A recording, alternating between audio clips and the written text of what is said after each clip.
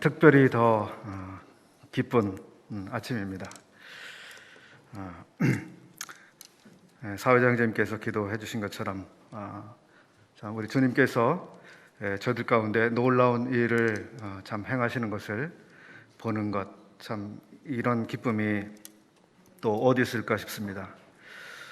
오늘 아침에 이 세 분 형제 자매님들이 침례를 받게 되는데 이분들에 맞추어서 말씀을 좀 드리려고 합니다. 제목을 침례 받은 사람들 이렇게 정해봤습니다. 복음서들을 우리들이 읽어보게 되면 그 복음서의 앞부분에 침례 받은 사람들 이야기가 나옵니다. 어떤 사람들이 또 누구에게 침례를 받았나요? 그들은 침례를 받고 또 어떤 사람들이 되었습니까? 마태복음 3장 4절 말씀을 읽어보겠습니다. 안 찾으셔도 되고요. 들으세요. 이 요한은 약대 털옷을 입고 허리에 가죽띠를 띠고 음식은 메뚜기와 석청이었더라. 이때에 예루살렘과 온 유대와 요단강 사방에서 다 그에게 나와 자기들의 죄를 자복하고 요단강에서 그에게 세례를 받더니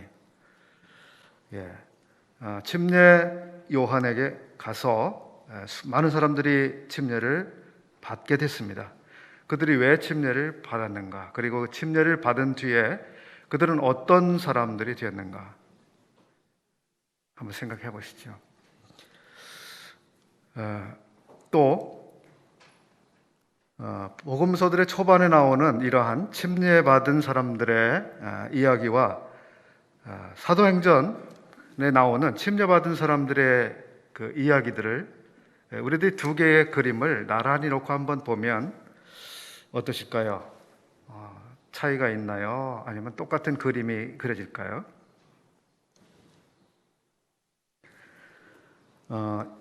요한이 했던 이야기를 조금 더 아까 그 본문에서 조금 더 읽어보겠습니다. 3장 11절입니다. 나는 너희로 회개케 하기 위하여 물로 세례를 주거니와 내 뒤에 오시는 이는 나보다 능력이 많으시니 나는 그의 신을 들기도 감당치 못하겠노라. 그는 성령과 불로 너희에게 세례를 주실 것이요. 요한 자기가 주었던 침례와 예수님께서 주실 그 침례가 어떻게 다른지 보이시나요? 네. 사도행전에서 우리들이 보는 침례는 바로 요한이 미리 말했던 그런 침례였습니다. 그리고 성령과 불로 침례를 받았을 뿐만 아니라 이제 또 물에서 침례를 받는 그런 모습이 사도행전에 나오고 있는 침례의 모습입니다. 사도행전을 우리들이 읽어보면 그렇게 침례를 받은 사람들은 어떤 사람들이었습니까? 그들이 그러한 침례를 받고 이제 어떤 사람들이 되었습니까? 요한으로부터 침례를 받았던 사람들이 그 침례를 받은 다음에 어떤 사람들이 되었고 어떻게 살았는가? 그리고 사도행전에 나오고 있는 이 침례받은 사람들은 어떤 사람들이 되었고 어떤 삶을 살았는가? 두 그림을 이렇게 함께 놓고 보면 너무 다른 그림을 보실 수 있을 것 같습니다.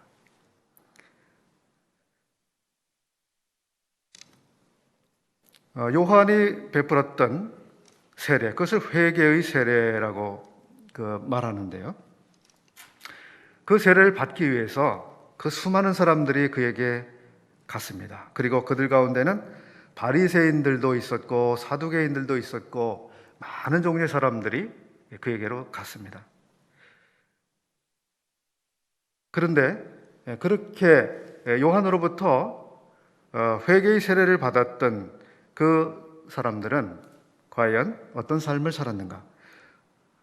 신약 성경은 자세하게 그들의 자취를 기록해주고 있지 않습니다만 우리가 그렇게 요한에게 세례를 받았던 사람들이 우리 주님에 대해서 대했던 그 태도나 방식에 대해서 그 뒤에 복음서들을 읽어보면 그 당시에 요한의 침례를 받았던 사람들은 예수님을 거절했습니다. 예수님을 영접하지 않았습니다.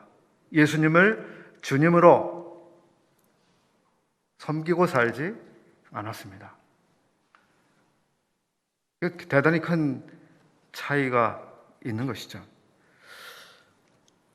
요한이 주었던 침례는 경건한 삶을 살아갈 수 있게 해주는 어떤 능력을 제공해주는 그런 세례가 되지 못했습니다. 어떤 능력을 공급해주는 그런 세례가 되지 못했습니다.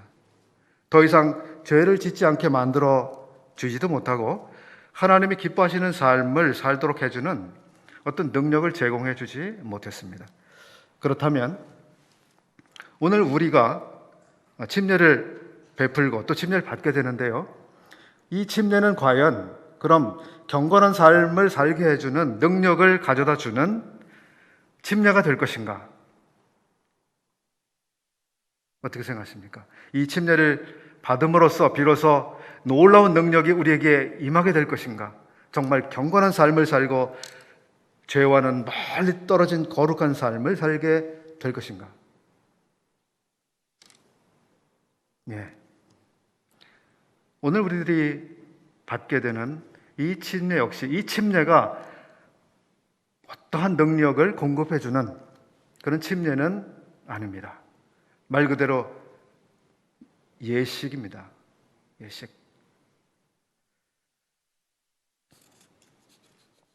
우리가 이 침례를 받음으로써 우리가 하나님으로부터 더 인정을 받는 어떤 존재가 되지 않습니다. 또 우리가 구원받은 것을 보증해주는 어떤 보증서 같은 역할을 하지도 않습니다. 하나님을 섬기는 일에 있어서 어떤 자격을 만들어주는 것도 아닙니다. 침례는 침례입니다. 그럼에도 불구하고 이 침례는 매우 중요한 의미를 가지고 있습니다.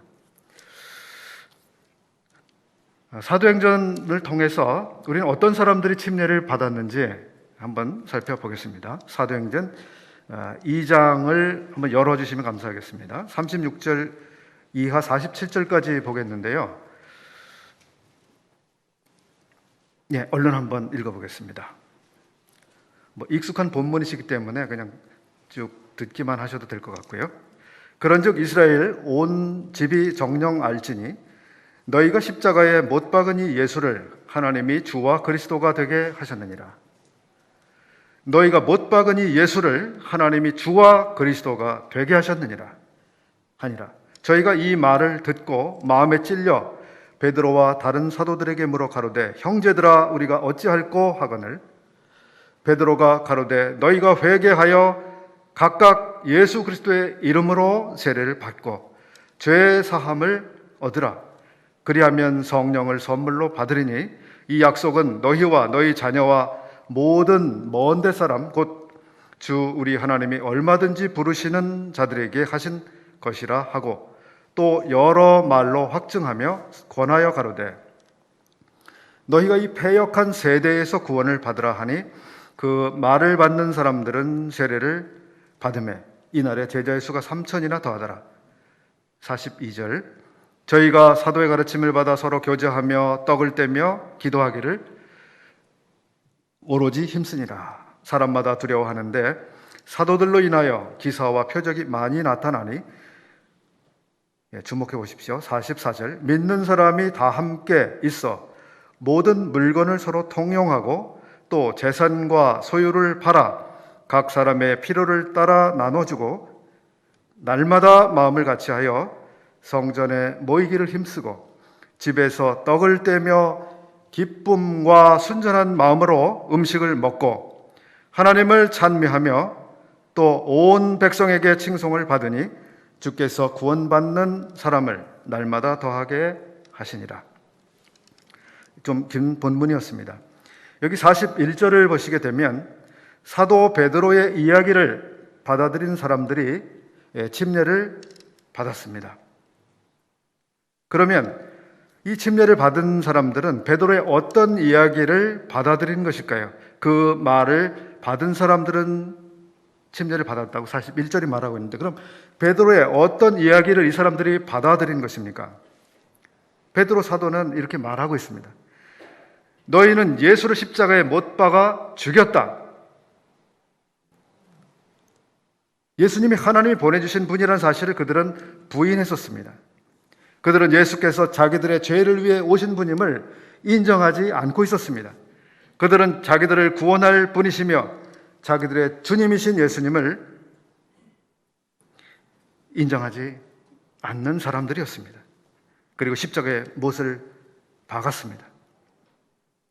그들은 예수님을 영접하는 것을 거부하고 예수님을 인정하는 것을 거부하는 그러한 죄를 지었던 사람들입니다. 그들은 그게 옳다고 생각했었습니다. 자, 그런데 그들이 그렇게 해서 죽였던 예수를 하나님은 살리셨다고 말씀하고 있습니다. 그리고 그를 주와 구주가 되게 하셨다고 선언하고 있습니다. 이 메시지를 받은 사람들이 침례를 받았습니다.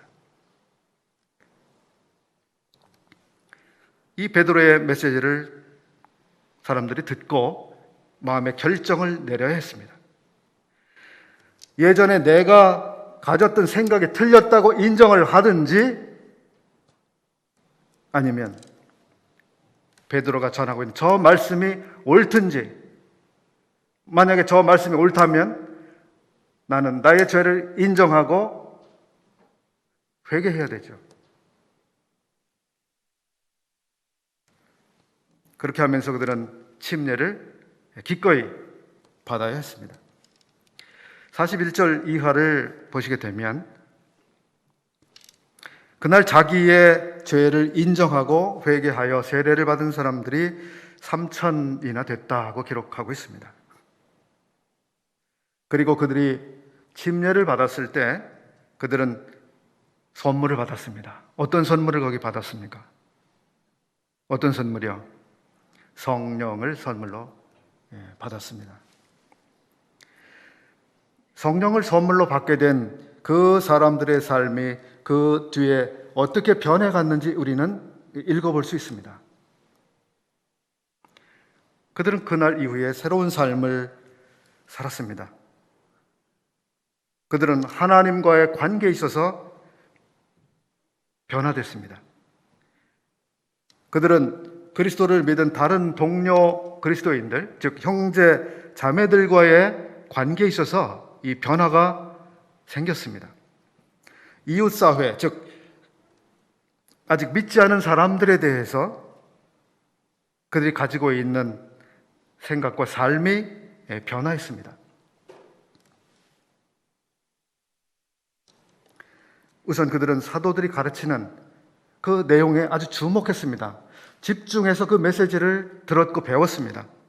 왜냐하면 하나님께서 사도들을 통해서 나에게 말씀하신다고 그들이 믿었기 때문에 하나님이 오늘 나에게 무엇이라고 말씀하시는지 그들은 듣기를 원했고, 그리고 하나님이 나에게 말씀하시면 내가 그렇게 순종하겠다고 하는 그 마음이 있었기 때문에 그들은 사도들의 가르침을 받는 일을 힘썼습니다.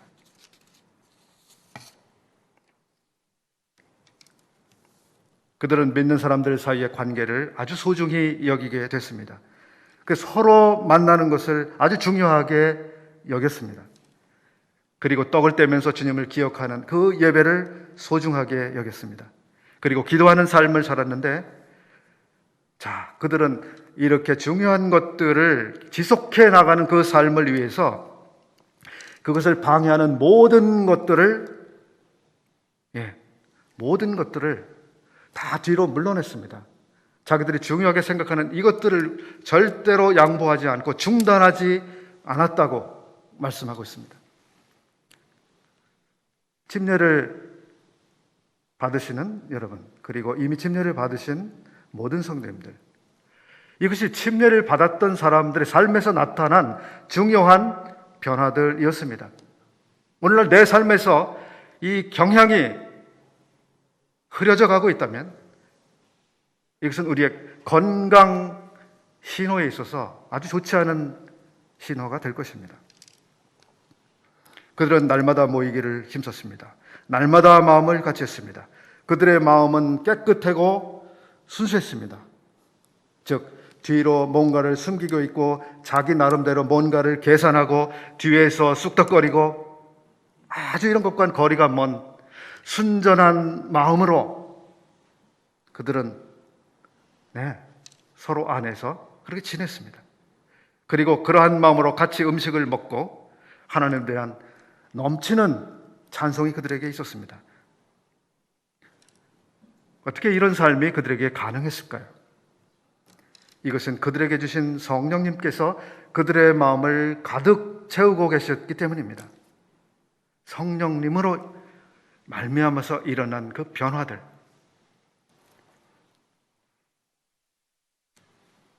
우리는 성령님의 능력 없이 이런 삶을 살 수 없습니다. 이런 변화를 만들어 낼 수 없습니다.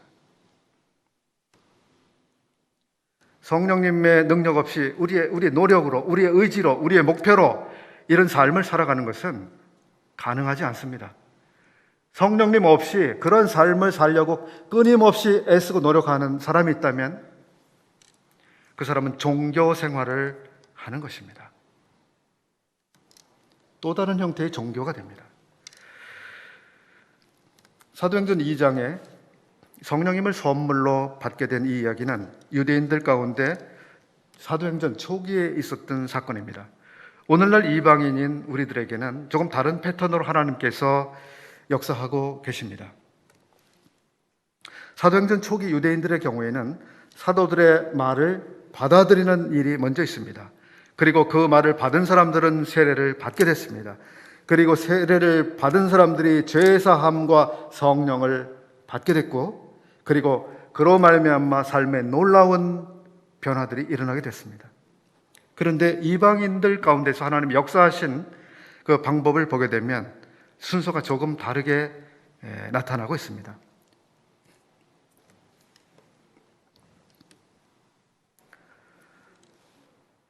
먼저는 하나님의 말씀을 듣습니다. 그리고 믿습니다. 그리고 성령님에 의해서 이 거듭나게 되는 이 사건이 일어납니다. 그리고 이렇게 거듭난 사람들, 거듭나게 돼서 성령님에 의해서 변화가 일어나는 이 사람들이 그 뒤에 침례를 이제 받게 됐습니다. 이것이 유대인들과 이방인들 사이에 있었던 이 패턴의 차이입니다. 오늘 우리가 침례를 받게 되는 이 세 분 역시도 그렇습니다. 성령께서 이분들의 마음속에서 역사하셔서 새 사람을 만들어 주신 그 놀라운 증거들을 자기 내부적으로 스스로 발견하고 확신한 그 증거들이 본인들에게 있었고, 또 가족들과 친구들과 주변에 있는 분들이 저분은 옛날에 그 사람이 아니야, 이제 새 사람이야 라고 하는 이런 변화를 사람들이 확인하면서 이분은 침례를 받아도 좋겠습니다, 이렇게 해서 침례를 오늘 받게 되는 것입니다.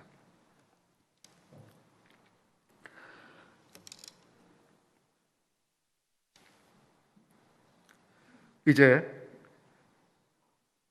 유대인들에게나 혹은 우리들에게나 꼭 기억할 것이 있습니다. 침례를 받은 사람들의 삶, 이 사람들의 삶은 이 변화된 삶이 지속되어야 한다고 하는 것입니다.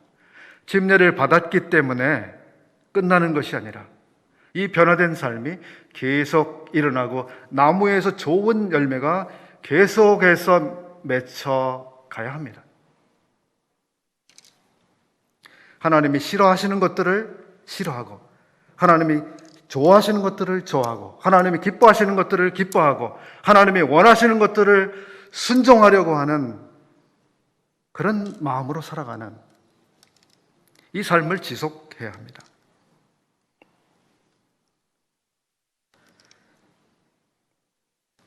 하나님이 말씀하시는 것에 귀를 기울이는 삶, 주님이 나에게 무엇이든 말씀하시면 제가 그렇게 하겠습니다, 이런 순종의 삶이 여러분의 삶에 계속 일어나야 합니다.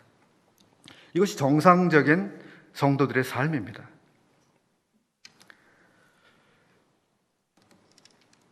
오늘 침례를 받으시는 여러분들의 삶 속에서 이런 삶을 지속할 수 있는 은혜를 성령께서 넉넉하게 공급해 주시기를 바랍니다. 빌립보서에서 사도는 여러분 속에서 착한 일을 시작하신 그분께서 그리스도 예수의 날까지 이루실 것이라고 말씀하고 있습니다. 여러분들을 구원하셨을 때 하나님께서 시작하신 그 놀라운 일들이 여러분을 통해서 놀랍게 이루어져 가기를 기도합니다. 그리고 한 가지 당부드리고 싶으신 것이 있습니다. 갈라디아서 1장 6절에 있는 말씀을 읽어드리겠습니다. 그리스도의 은혜로 너희를 부르신 이를 이같이 속히 떠나 다른 복음 좇는 것을 내가 이상히 여기노라. 여러분들을 부르신 그분은 여러분을 은혜로 부르셨습니다. 우리를 부르신 그분은 우리를 은혜로 부르셨습니다. 그리고 은혜 안에 살도록 하셨습니다. 우리가 살아가야 하는 도시는 은혜의 도시입니다. 은혜. 근데 이 갈라디아에 있는 이 성도들은 은혜라고 하는 그 도시를 떠나서 다른 동네로 이사를 가고 있었습니다.